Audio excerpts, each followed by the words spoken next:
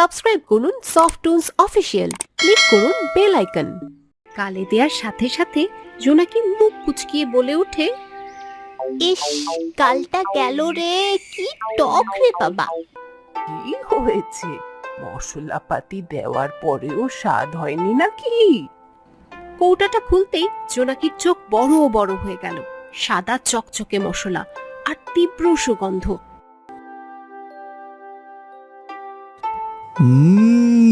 কি মিষ্টি আচার রে। এটাই সেই ম্যাজিক মশলা। গরমের দুপুরবেলা পুকুর ঘাটে বড় আম গাছটার নিচে বসে রয়েছে রিফাত, সজীব আর জোনাকি। ওরা গাছ থেকে কয়টা আম পেড়ে খেতে শুরু করে। গালে দেওয়ার সাথে সাথে জোনাকি মুখ কুচকিয়ে বলে ওঠে, ইস, কালটা গেল রে, কি টক রে বাবা।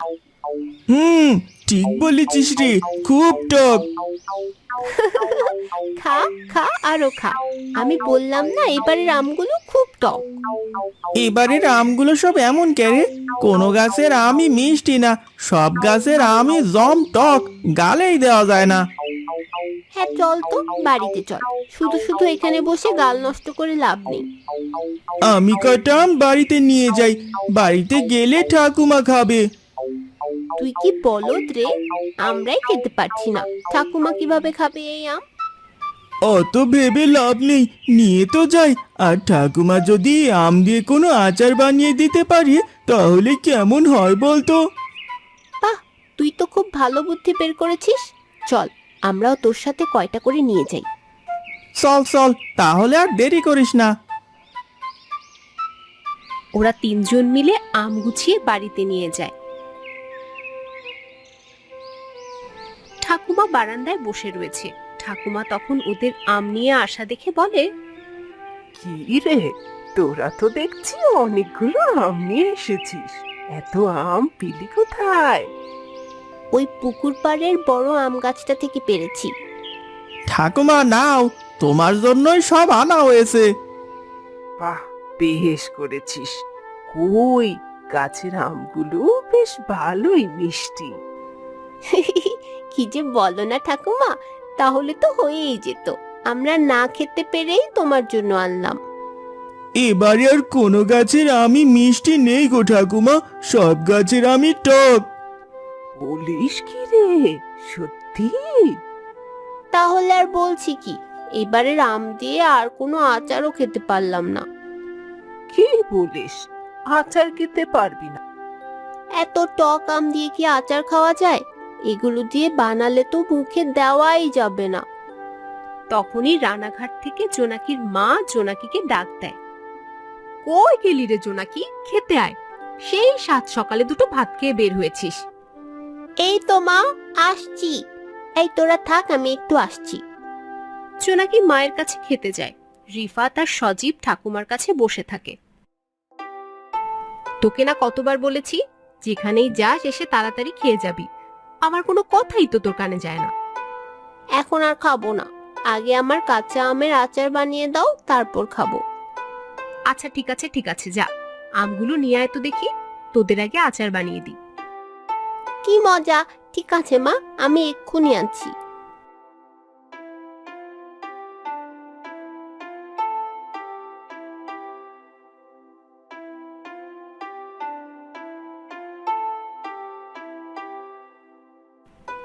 জোনাকির মা আচার বানিয়ে দেওয়ার পরে রিফাত, সজীব আর জোনাকি একসাথে বারান্দায় খেতে বসে। তারা গালে দেওয়ার সাথে সাথে বলে উঠে, ওয়াক তো তো, একটুও ভালো হয়নি রে, খুব টক। হ্যাঁ রে, ঠিক বলেছিস, এই আচারও তো গালে দেওয়া যাচ্ছে না। ঠাকুমা, আমরা আমগুলো আনলাম, তুমি আমাদেরকে আচার বানিয়ে দেবে আর তুমি বসে বসে মজা নিচ্ছ। কি হয়েছে? মশলাপাতি দেওয়ার পরেও স্বাদ হয়নি নাকি? না মা, মশলাপাতি তো ঠিকই দিলাম, কিন্তু স্বাদ হলো না কেন বুঝতে পারছি না, সেই টক রয়েই গেল। আচ্ছা ঠিক আছে, বাকি আমগুলো নিয়ে আয় দেখি আমার কাছে। আচার কি এবার তুমি বানিয়ে দেবে ঠাকুমা? হ্যাঁ হ্যাঁ, দেখি কেমন স্বাদ হয় না। এই, তুই কি আমার টিনের বাক্সটা নিয়ে আয় দেখি। ঠিক আছে ঠাকুমা, আমি এক্ষুনি যাচ্ছি। জোনাকি ঘরের মধ্যে গিয়ে তার ঠাকুমার পুরনো দিনের টিনের বাক্সটা পারে। টিনের উপরে থাকা ধুলো ময়লা ঝেড়ে বাক্সটা খুলতেই জোনাকি দেখতে পায় কয়েকটা পুরনো দিনের জামা কাপড় আর একটা মশলার কৌটা। তাতে লেখা ছিল ম্যাজিক মশলা। এইটা আবার কি রে বাবা? ম্যাজিক মশলা মানে? ঠাকুমা আবার এই কৌটা পেলো কোথায়? দেখি তো খুলে একটু ভেতরে কি। কৌটাটা খুলতেই জোনাকির চোখ বড় বড় হয়ে গেল। সাদা চকচকে মশলা আর তীব্র সুগন্ধ। জোনাকি মুখ আটকে তার দাদির কাছে নিয়ে যায়। দেখো তো ঠাকুমা, এই কৌটা নাকি? হ্যাঁ রে, এটাই এটাই সেই ম্যাজিক মশলা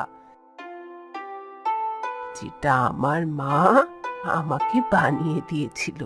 কতদিন পর আবার সেই মশলাটা বের করা হলো।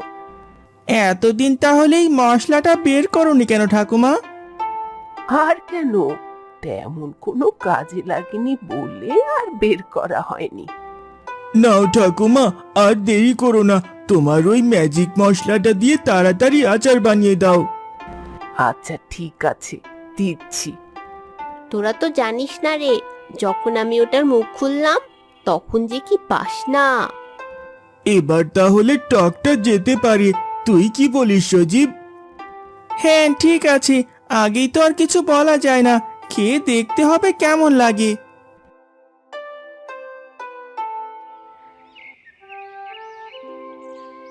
ঠাকুমার আচার বানানো শেষ হলে সবাই কলা পাতায় একটু করে হাতে নেয়।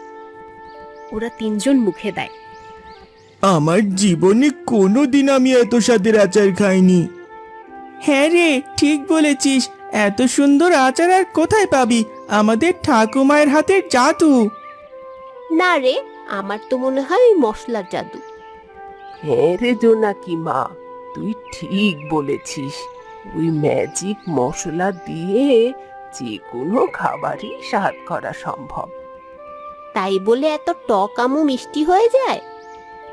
আমার কাছে এমন ম্যাজিক মশলা থাকলে আমি তো আচার বেচেই বড় লোক হয়ে যেতাম।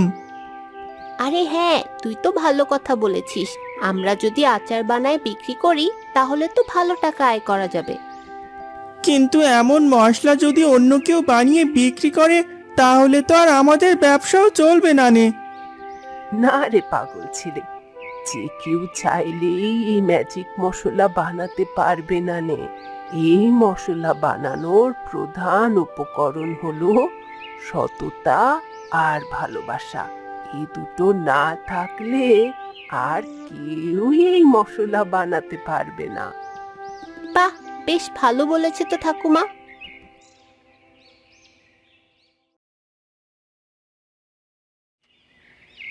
পরের দিন সকালবেলা রিফাত, সজীব আর জোনাকি মিলে বাজারে যায় ঠাকুমার বানানো আচার নিয়ে। তারা তিনজন বাজারের একটা কোনায় তাদের আচার রেখে মানুষকে ডাকতে থাকে। তাদের সামনে দিয়ে কিছু লোক যায়, কিন্তু তাদের কেউই আচার কেনে না। আরে সজীব, আচার তো নিয়ে এলাম, কিন্তু কেউই তো আর এই আচার কিনতে আসছে না। ধৈর্য ধর, ধৈর্য ধর, প্রথম প্রথম কেউ কিনতে চাইবে না, একবারের স্বাদ পেলে না সবাই হুমড়ে খেয়ে পড়বে দেখিস। হ্যাঁ রে, তুই ঠিকই বলেছিস। প্রথম প্রথম তো সবকিছুই কম বিক্রি হয়, আর আবার সব জায়গায় আমগুলো যে পরিমাণে, এই জন্য আর কেউই আমের আচার কিনতে চাচ্ছে না। হ্যাঁ রে, প্রথমে আমাদের এই আচার মানুষকে ফ্রি খাওয়াতে হবে, তাহলে সবাই বুঝতে পারবে কাল থেকে আর এইভাবে দাঁড়িয়ে থাকতে হবে না। সবাই আসুন আসুন, ফ্রিতে আচার নিয়ে যান, একদম ফ্রি, খুব মিষ্টি আচার, একবার খেলে সারা জীবন মনে থাকবে। পাশ দিয়ে কিছু মানুষ যায়। রিফাত রতন কাকাকে চিনে ডাক দেয়। এই যে রতন কাকা, কোথায় যান? আমাদের এই আচার একটু খেয়ে যান, খুব ভালো আচার কাকা। কি যে বলিস তোরা, এবছরে যে পরিমাণ টক আম হয়েছে, কোনো গাছের আমই মিষ্টি না। আমার গিন্নিও 2 দিন আচার বানাতে গিয়েছিল, টকের জ্বালায় মুখে দিতে পারিনি, আর তোরা বলছিস তোদের এই আচার মিষ্টি। আরে রতন কাকা, একবার খেয়ে তো দেখো, তারপর যদি ভালো না লাগে আর খেও না। তোমাকে তো আর জোর করছি না। ঠিক আছে, তোরা যখন এত করে বলছিস, দে একটু খেয়ে দেখি। এই নাও, একটু খেয়ে দেখো।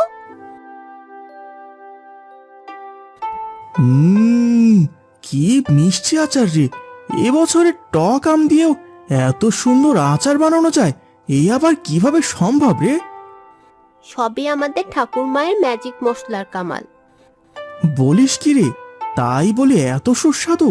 আচ্ছা ঠিক আছে ঠিক আছে, আমাকে 100 টাকার দে। আমরা তো আজকে ফ্রি দেব ভাবছি। ধুর পাগলের দল, এত সুন্দর আচার কেউ ফ্রিতে দেয়? দে আমাকে 100 টাকার দে, আমি ওই দিক থেকে আরো কিছু লোক পাঠাচ্ছি।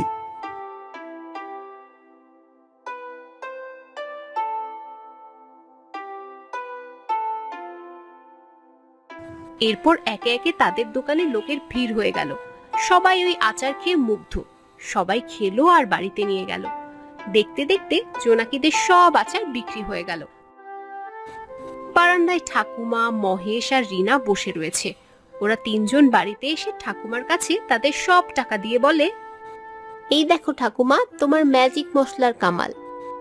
হ্যাঁ গো ঠাকুমা, তোমার ম্যাজিক মশলার আচার খেয়ে সবাই পাগল হয়ে গিয়েছিল। আরো অনেক লোক চাচ্ছিল, কিন্তু কম থাকায় আর দিতে পারিনি। বাহ, তাহলে তো বেশ ভালোই বিক্রি করেছিস তোরা। তোদের বাবাও তো অসুস্থ এখন, আর তেমন কাজ করতে পারে না। তোরা যদি এভাবে কামাতে থাকিস, তাহলে তোদের সংসার ভালোই চলবে। থাক মা, শুধু শুধু ওদেরকে অত কষ্ট দিয়ে লাভ আছে? আমি তো এখন কাজ করছি নাকি? কি হয়েছে? আমরা তো শুধু বাজারে গিয়ে একটু আচার বিক্রি করেছি, এতে আর তেমন কি কষ্ট হয়? দেখ, তোরা যা ভালো বুঝিস। হ্যাঁ গো ঠাকুমা, আমরা এবার থেকে প্রতি হাটে আচার বিক্রি করব। প্রথম দিনেই মানুষের যে চাহিদা, এরপর থেকে যাওয়ার সাথে সাথে বিক্রি হয়ে যাবে। কিন্তু কিছুদিন যাওয়ার পরপরই এই বাজার থেকে এই খবর অন্য শহরের এক ফুড কোম্পানির মালিকের কাছে পৌঁছায়। তার নাম ধীরেন। সে এই সংবাদ শুনে তাদের গ্রামে চলে আসে।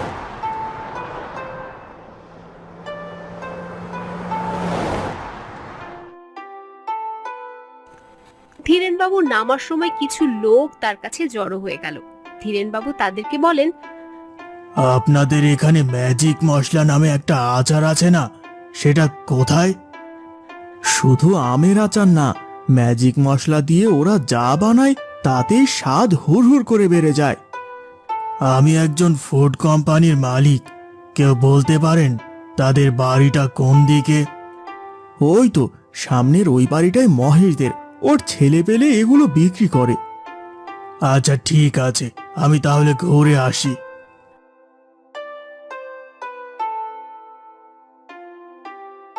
ধীরেনবাবু তাদের বাড়ির মধ্যে গিয়ে বলে, এই যে বাবুরা, এইদিকে এসো, তোমরাই কি সেই ম্যাজিক মশলা তৈরি করো? না, আমার না, আমাদের ঠাকুমা তৈরি করে দেয়, আমরা সেগুলো বাজারে বিক্রি করে আসি। ধীরেনবাবু মনে মনে বলে, এই মশলা একবার হাতে পেয়ে গেলে কোটি টাকার ব্যবসা করা যাবে। সারা দেশে চালাবো আমার এই ম্যাজিক মশলার চাটনি। হা হা হা হা। ও বুঝেছি, তা তোমাদের ঠাকুমা কোথায়? ওই তো এখানে বসে রয়েছে। ধীরেনবাবু ঠাকুমার কাছে গিয়ে বলে, এই যে ঠাকুমা, আমি শহর থেকে এসেছি। আপনার যে ম্যাজিক মশলা, তার যে জাদু, তা তো পুরো শহর ভেসে গেছে। আমি এসেছি, আপনার ওই মশলা কিভাবে তৈরি করেন তা যদি বলতেন, আমি অনেক গরিব শিশুকে খাওয়াতাম।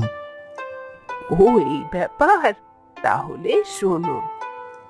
ঠাকুমা তাকে ম্যাজিক মশলার সব কথাই বলে দেয়। তবে ঠাকুমা তাকে বলে, এই মশলায় প্রধান উপকরণ হলো সততা আর ভালোবাসা। তুমি যদি লোভে পড়ে কিছু করো, তাহলে আর এই মশলায় কোনো কাজই হবে না। ঠিক আছে ঠাকুমা, তাহলে আমি এখন আসি।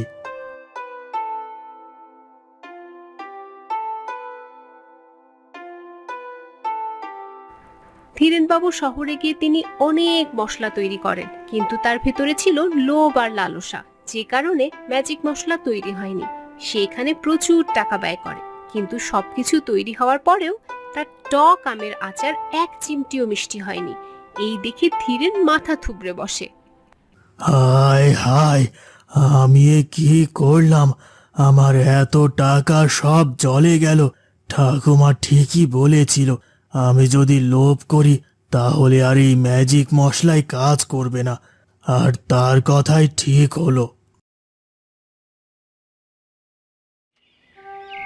পরের দিন সকালবেলা ধীরেনবাবু জোনাকিদের বাড়িতে গিয়ে বলে, আমাকে মাফ করে দেন ঠাকুমা, আমি লোভে পড়ে আপনার এই ম্যাজিক মশলা বানাতে গিয়েছিলাম, তাতে আমার সব টাকা জলে গেল।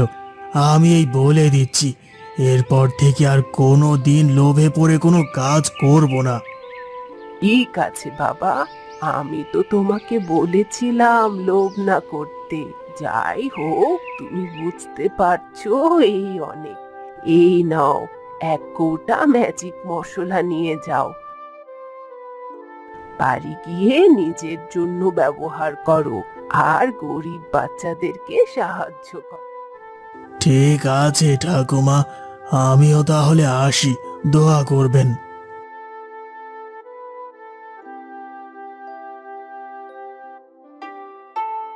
এরপর থেকে পুরো গ্রামেই এবং আশেপাশের গ্রাম সহ এই ম্যাজিক মশলার ব্যবহার শুরু করে দেয়।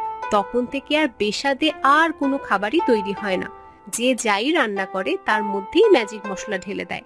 ম্যাজিক মশলার কারণে জোনাকিদের পরিবারও সচ্ছলভাবে চলতে থাকে। এই মশলার খাবার খেয়ে জোনাকির বাবার রোগও ভালো হয়ে যায়।